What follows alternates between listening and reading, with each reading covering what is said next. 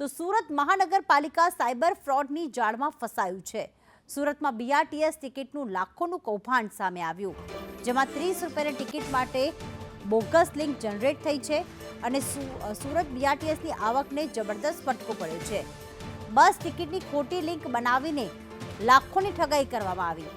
Link પર click કરતા જ પેમેન્ટ ઠગોના એકાઉન્ટમાં જતું હતું અને સુરત મહાનગરપાલિકા અંધારામાં જ રહી ગયું। આવક ઘટી ત્યારે અધિકારીઓની આંખ ઉઘડી હતી।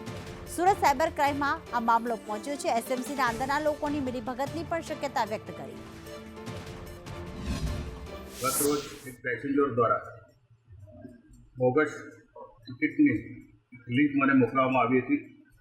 એ લિંક અન્ય પણ પેસેન્જરો પાસે છે કે કેમ એનો તપાસ તાત્કાલિક થાય એના માટે હું અમારા ડેપ્યુટી કમિશનર ગોગાજાજીને આ ફરિયાદ કરી હતી અને અમારો સિટી લિંક વિભાગ દ્વારા સાયબર ક્રાઇમને ફરિયાદ આપી છે।